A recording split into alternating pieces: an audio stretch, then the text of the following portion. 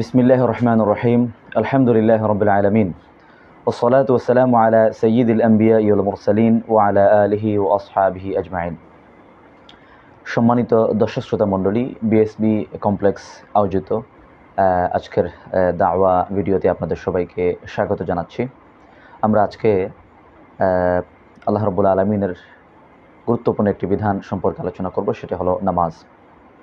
কোরআন শরীফে আল্লাহ রাব্বুল আলামিন বারবার যে বিষয়ের আদেশ আমাদেরকে প্রদান করেছেন সেটা হলো নামাজ। আকিমুস সালাহ ওয়া আতুজ যাকাহ।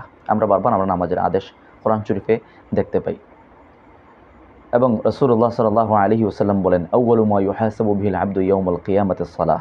কিয়ামতের দিন সর্বপ্রথম মানুষকে নামাজের হিসাব নেওয়া হবে। আল্লাহ রাব্বুল আমাদেরকে একটা শরীর দিয়েছেন, শরীরের ভিতরে একটা রূহ রয়েছে। আমরা শরীরকে সুস্থ রাখার জন্য খাওয়া দাওয়া করি। কোনো মানুষ যদি লাগাতার খাদ্যদ্রব্য গ্রহণ না করে তাহলে সে কী হবে? সে অসুস্থ হয়ে যাবে। কেউ যদি 3 দিন পর্যন্ত কোনো খাবার গ্রহণ করলো না, সে অসুস্থ হবে। কেউ যদি আরও বেশি দিন খাবার গ্রহণ থেকে বিরত থাকে তাহলে সে শারীরিকভাবে অসুস্থ হয়ে যাবে, একটা পর্যায়ে সে মারা যাবে। এই শরীরের ভিতরে আল্লাহ রাব্বুল আলামিন একটা রূহ দিয়েছেন। শরীরকে সুস্থ রাখার জন্য, শরীরকে জীবন্ত রাখার জন্য যেমন খাবারের প্রয়োজন, ঠিক তেমনি আমাদের শরীরের ভিতরে আল্লাহ তাআলা একটা রূহ দিয়েছেন। এই রূহকে সুস্থ রাখার জন্য খাদ্যের প্রয়োজন রয়েছে। তাহলে রুহের খাবারটা কি? রুহের খাবার হলো আল্লাহর জিকির, আল্লাহর জিকির।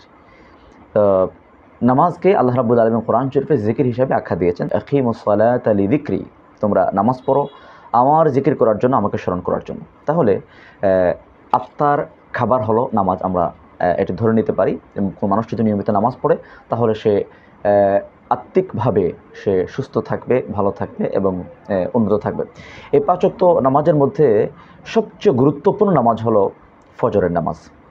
অত্যন্ত দুঃখজনক বাস্তবতা হলো আমাদের অনেক ভাই বোনেরা নিয়মিত নামাজ পড়েন, মাশাআল্লাহ, 4 ওয়াক্ত নামাজ, জোহর, আসর, মাগরিব, এশা এই ক্ষেত্রে যত্তমান হলেও ফজরের ক্ষেত্রে চরম পর্যায়ে আমরা গাফলতি বা উদাসীনতা আমরা লক্ষ্য করি।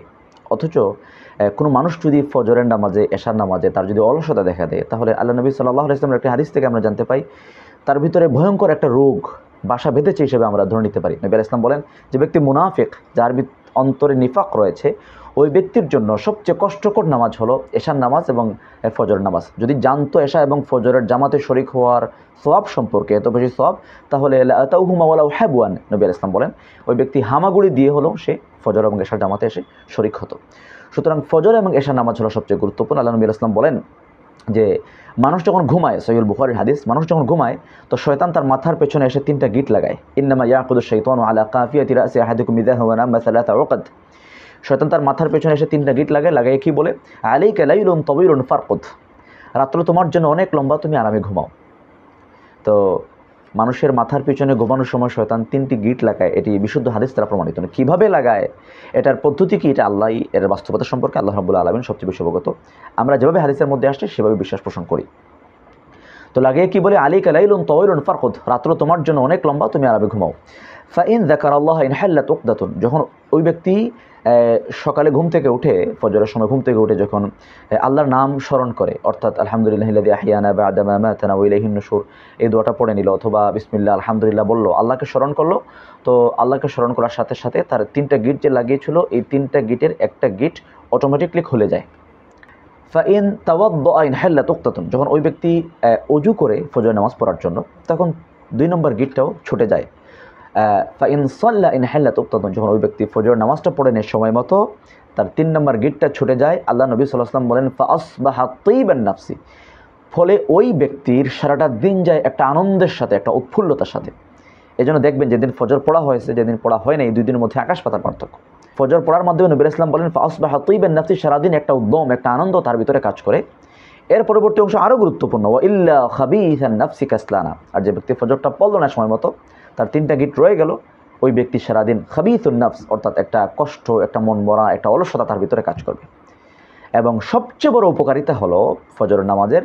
আল্লাহ নবী সাল্লাল্লাহু আলাইহি ওয়াসাল্লাম বলেন, মান সাল্লা সুবহা ফাহুয়া ফি যিম্মাতিল্লাহ, সহিহ মুসলিম শরীফের হাদিস, যে ব্যক্তি ফজরটা পড়ে নিল সময় মতো, ফাহুয়া ফি যিম্মাতিল্লাহ, ওই ব্যক্তি সারাদিন আল্লাহ তাআলার জিম্মাদারির মধ্যে অবস্থান করে, অর্থাৎ ওই ব্যক্তির সকল দায়িত্ব স্বয়ং রব্বুল আলামিন গ্রহণ করে। সুতরাং 5 ওয়াক্ত নামাজ আমরা জামাতের সাথে পুরুষরা যারা আদায় করার চেষ্টা করব, মহিলারা ঘরে সময় মতো নামাজ আদায় করব। আল্লাহ নবী সাল্লাল্লাহু আলাইহি ওয়াসাল্লাম বলেন, মান সাল্লাল ইশা ফি জামাআতিন ফাকান্নামা কামা নিসফাল লাইল, যে ব্যক্তি এশার নামাজটা জামাতের সাথে পড়লো সে অর্ধেক রাত নফল নামাজ পড়ার সওয়াব সে ব্যক্তি পাবে। ওমান সাল্লা সুবহা ফাকান্নামা সাল্লা লাইলা কুল্লাহু কামা ক্বালা ইসলাম, আর যে ব্যক্তি ফজর নামাজটা পড়ে নিল সময় মতো, ওই ব্যক্তির জন্য সারা রাত নফল নামাজ পড়লো, অর্থাৎ সারা রাত নফল নামাজ পড়ার সওয়াব আল্লাহ রাব্বুল আলামিন ওই ব্যক্তিকে দান করবেন। তো আসুন আমরা নামাজে অলসতা বাদ দিয়ে নিয়মিত নামাজি হই। 5 ওয়াক্ত নামাজ, বিশেষ করে ফজর নামাজ অবশ্যই আমরা নিয়মিত সময় মতো আদায় করব। আল্লাহ রাব্বুল আলামিন আমি সহ আমাদের সবাইকে আমল করার তৌফিক দান করুন। হাদা ওয়া সাল্লাল্লাহু নবিনা মুহাম্মদ ওয়া আলা আলিহি ওয়া সাহবিহি ওয়া বারিক ওয়া সাল্লাম।